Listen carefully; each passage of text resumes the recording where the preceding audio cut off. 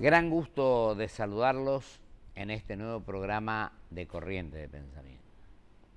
Hoy tenemos el gusto de que esté con nosotros una vez más un gran argentino, un querido amigo con quien tuvimos varias luchas en común.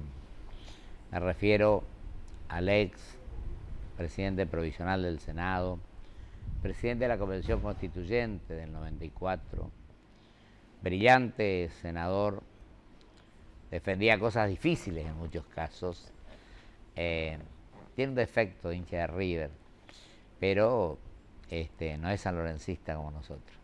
Mi querido amigo, el doctor Eduardo Menem. Querido Eduardo, un gran gusto de tenerte acá.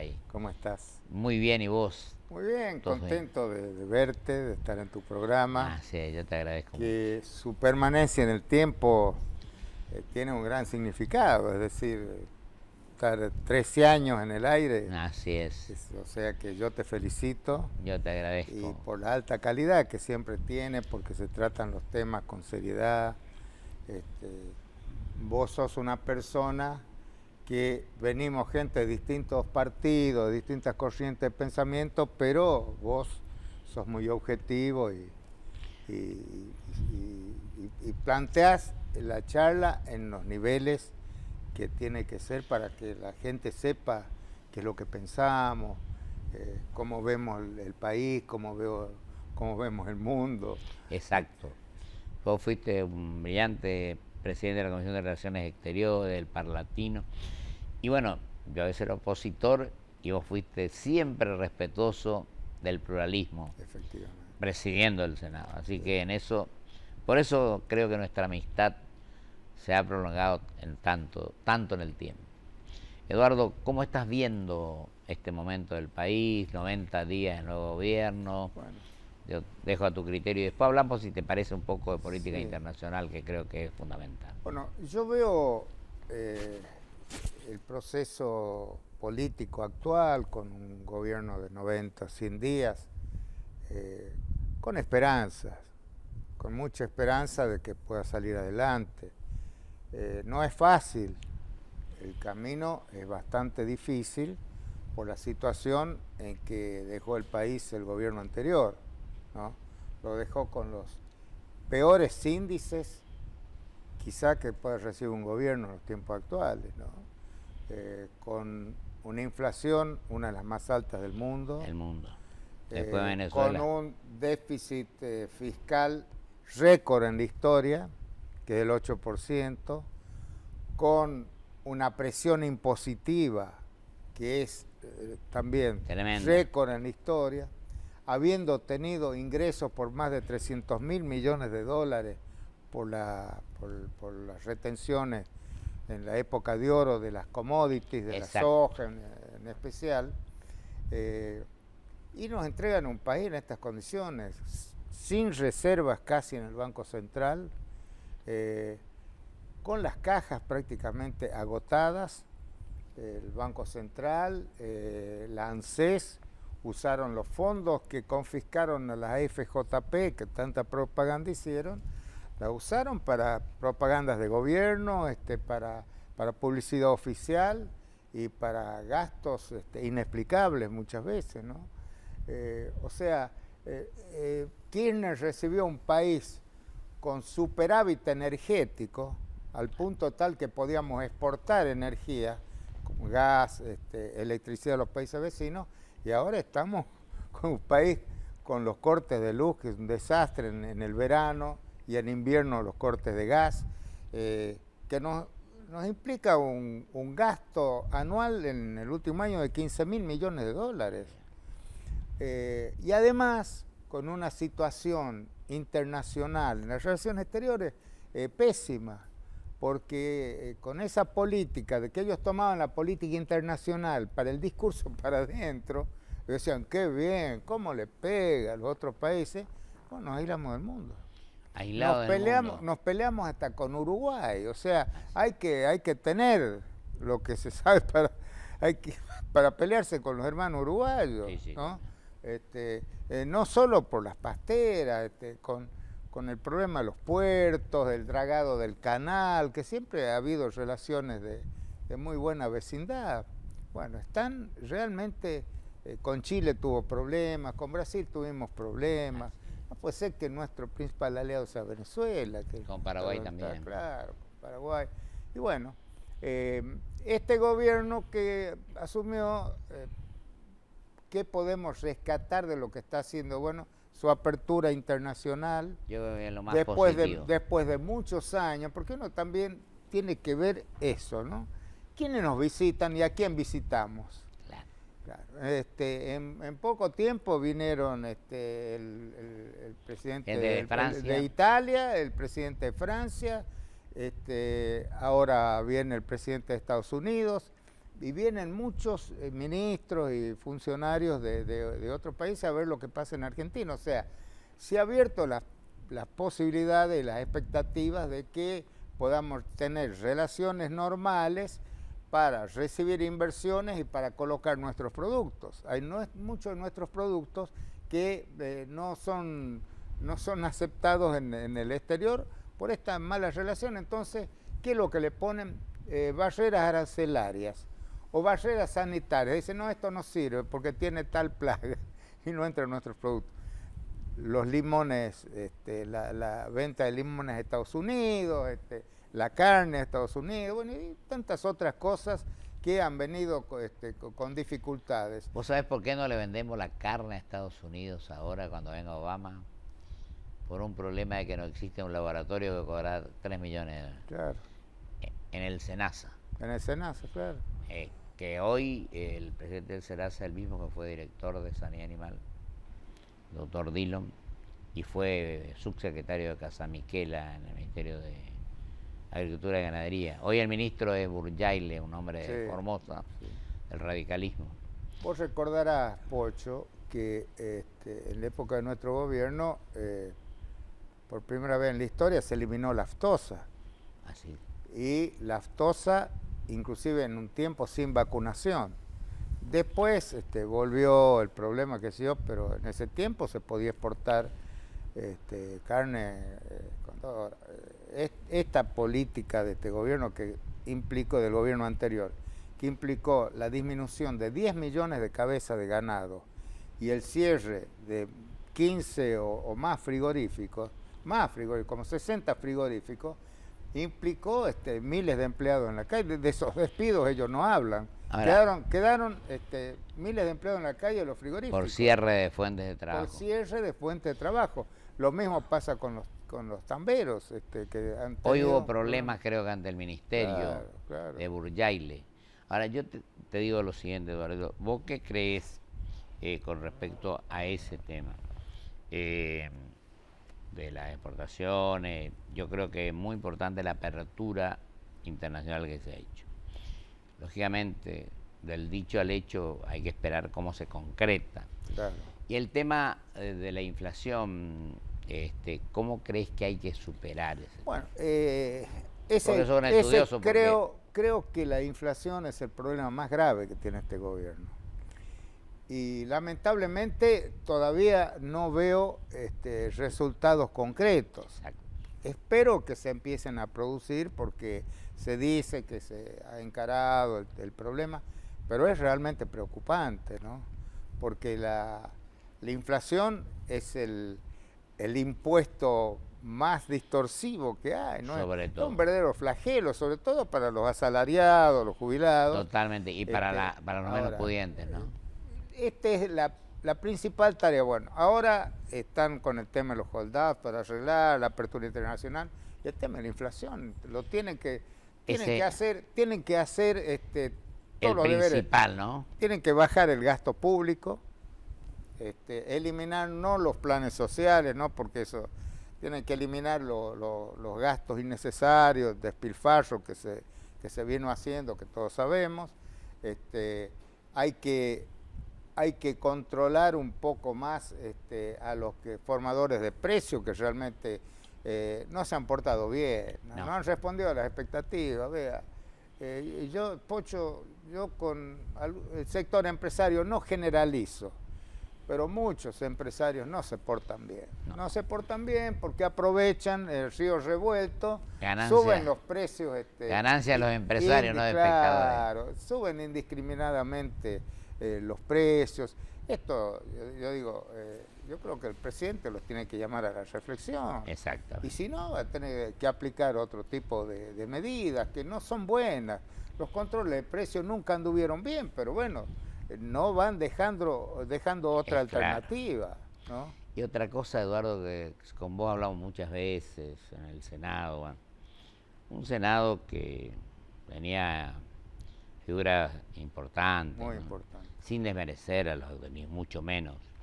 Bueno, el Senado anterior fue, como se hablaba siempre, una escribanía de gobierno. Bueno, ahora espero que los senadores adopten, y los diputados también, por cierto, y los partidos políticos. Yo siempre estoy sosteniendo acá que hay que hacer una reforma política. El otro día se hizo un congreso que convocó la Cámara Nacional Electoral, su presidente y el doctor Dalavía y el doctor Corcuera, son los integrantes que quedaron porque falleció el doctor Muné, que habló el ministro Frigerio y habló Dalavía para la reforma electoral. El otro tema que hay que hacer, lo hablaste de los impuestos distorsivos, etcétera. El tema para mí hay que hacer una reforma impositiva y también, sin duda alguna, reforma previsional. Hay 7 millones y pico de jubilados, claro, que yo creo que hay que entender que... Sí. Y la inflación, como decís, el otro tema, la seguridad, etcétera. Mira, en materia política, yo creo que es otro de los déficits que dejó el gobierno anterior, que es la destrucción de los partidos políticos. Exacto, una crisis profunda. Los ha atomizado los partidos políticos. Han perdido identidad. Cuando uno ve las divisiones que se producen, cuando uno ve este transfugismo que se está viendo, que un día están con uno, al otro día con otro, eso es porque no tenemos, se ha destruido el sistema de partidos políticos que supimos tener mejor en otros tiempos. No digo que hubiera sido perfecto, pero era mejor. Totalmente. Por lo menos había partidos organizados, con su plataforma. Uno sabía el que era radical, el que era peronista, autonomista, liberal. Bueno, me hiciste ir a La Rioja a inaugurar la casa de tu partido. Bueno, había otras relaciones también. ¿no? Otros códigos. No, había otro clima político. Otro clima político. Eso es otra cosa. Vos hablaste al principio de pluralidad. Yo digo, tenemos que respetar la pluralidad. La pluralidad hace a la esencia de la democracia. Totalmente. Es fundamental que haya pluralidad y que haya respeto a las ideas distintas. Que el que tenga poder se aproveche para abusar, porque en la democracia gobierna la mayoría, pero no puede ser la tiranía de la mayoría. Totalmente. Toda democracia tiene que ser razonable y respetar a la minoría. Por eso yo siempre dije que en el Parlamento, por supuesto, la regla de oro es la mayoría gana, tiene derecho a imponer sus decisiones, pero tiene que ser con respeto a la minoría. ¿En qué sentido? Escucharla, recibir las opiniones, darles posibilidades de que introduzcan cambios en la legislación, porque en definitiva todos buscamos lo mismo. Todos buscamos lo mismo. Entonces, estas son reglas básicas que han sido desconocidas en los últimos tiempos. La falta de respeto, el disenso. Las sesiones de las cámaras han perdido jerarquía.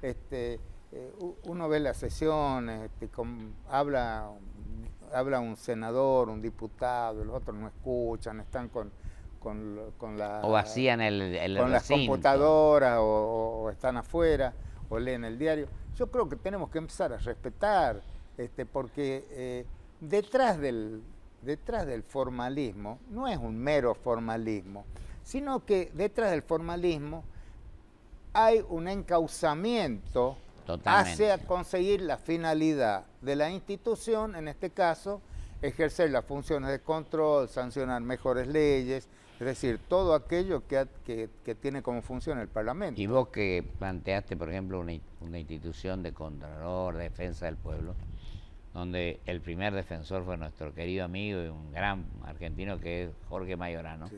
El defensor del pueblo, por Sí. ejemplo. Bueno, Y yo estamos me acuerdo en- que vos, digo acá públicamente, yo era por el autonomismo, el doctor Granay por el liberalismo, pero vos nos consultabas todo. Yo no voy a dar el nombre hoy, pero te acuerdas que un día íbamos a sesionar para destituir un juez. Y vos siempre nos llamabas y consultabas con nosotros. Sí. A lo mejor nuestro voto no pesaba mucho, pero nuestra participación sí.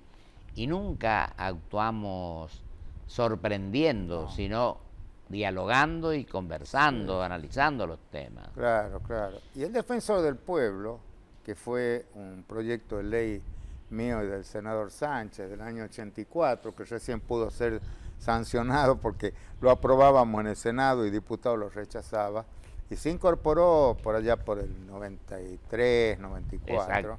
Realmente es una institución muy útil, Muy, porque es un sistema de control no convencional a la cual el ciudadano tiene acceso en forma gratuita y tiene facultades para llamar la atención, para detectar el mal funcionamiento, la arbitrariedad en el funcionamiento del Estado. una gran tarea de Jorge. Y además, en la reforma, porque fue incorporado en la reforma del 94, tiene legitimación procesal yo sé que para algunas defender, cosas y otras rechacé. para defender el medio ambiente, para defender los derechos humanos.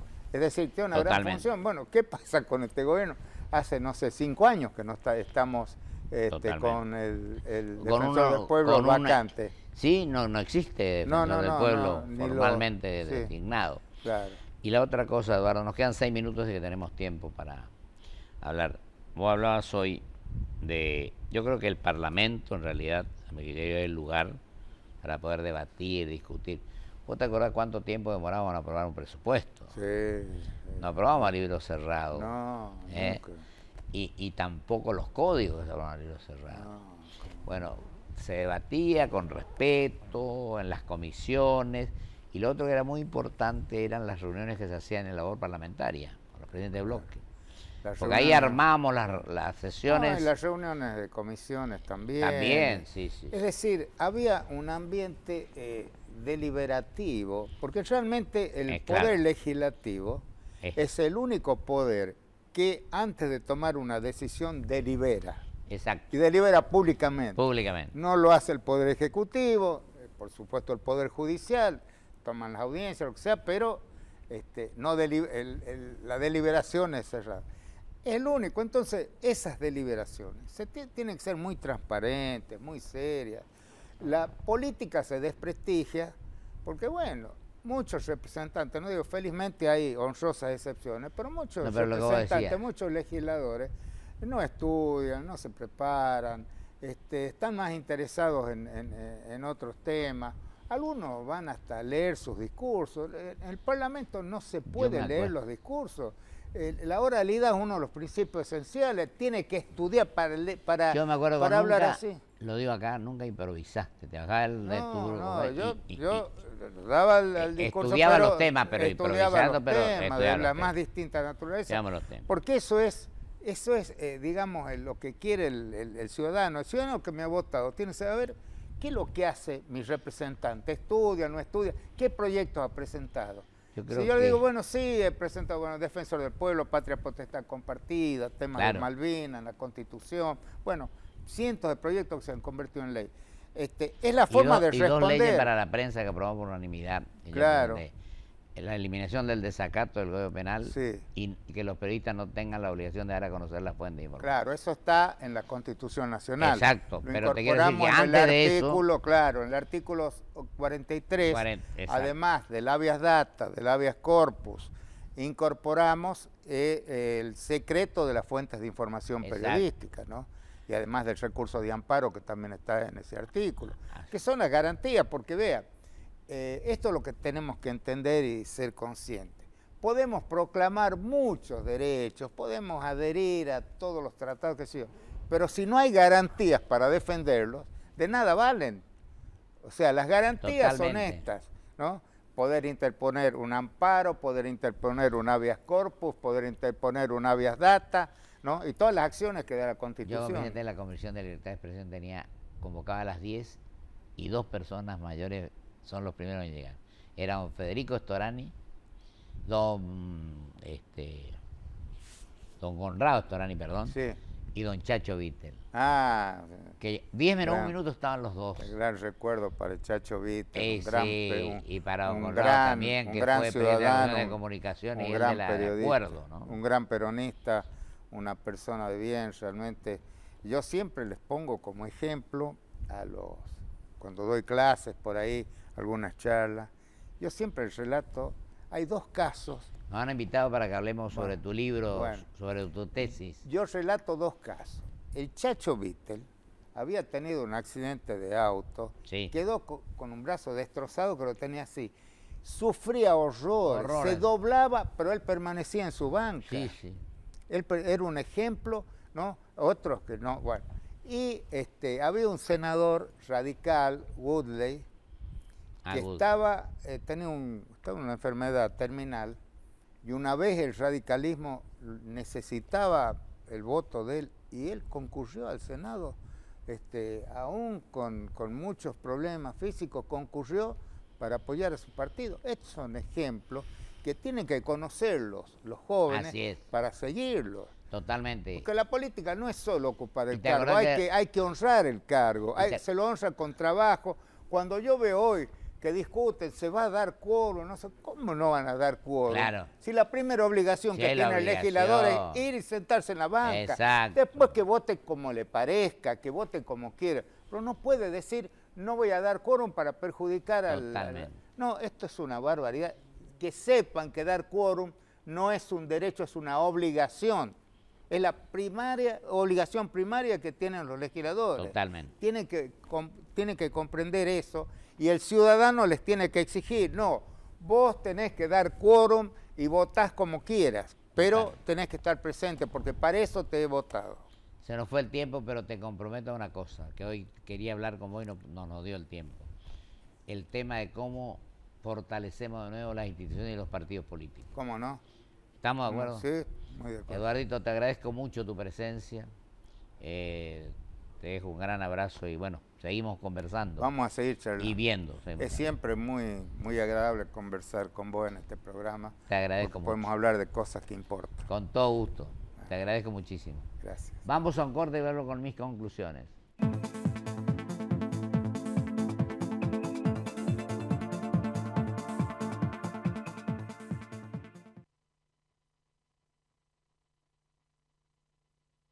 Grupo Petersen, desde 1920, construyendo el país.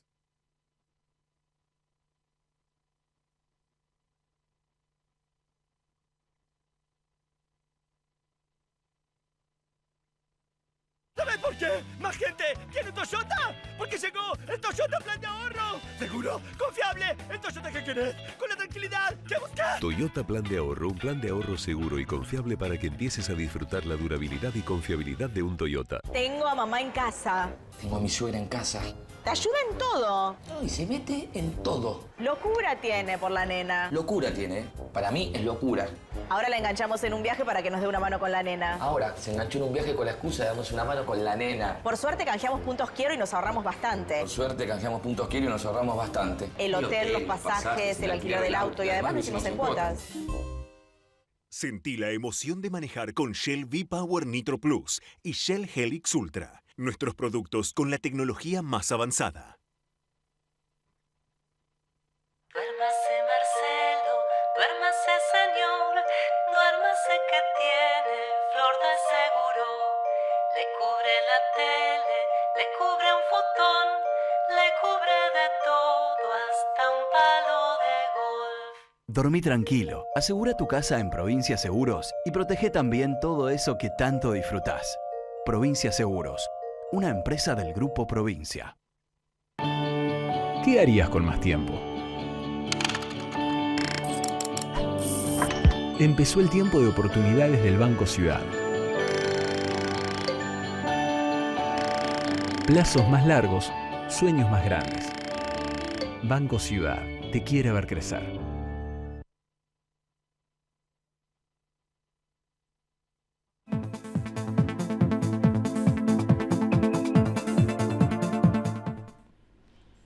Claro, brillante y objetivo como siempre, mi querido amigo, el senador Eduardo Menem.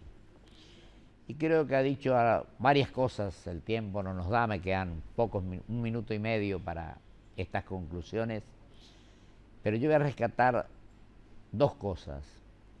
El hecho de que los políticos se han convertido en que a la mañana apoyan a uno, a la tarde a otro, a la noche a otro, y a la mañana siguiente no saben a quién apoyan. Creo que la falta de coherencia tiene una enorme trascendencia e importancia en la vida política del país. El otro tema es el de la transparencia. El tercer tema es fundamentalmente el fortalecimiento de los partidos políticos, en los cuales los gobiernos a veces meten la mano para tratar de dividirlos, y sin partidos políticos fuertes no podemos pretender que la democracia funcione como verdaderamente queremos. También hablamos del tema del periodismo, de la fuente de información, de la figura del desacato, del respeto por los demás, del debate del Parlamento Nacional, de la política internacional también. Nos referimos brevemente, se refirió el senador Menem, pero creo que es importante fundamentalmente que en este mundo globalizado estudiemos y aprendamos cada día más.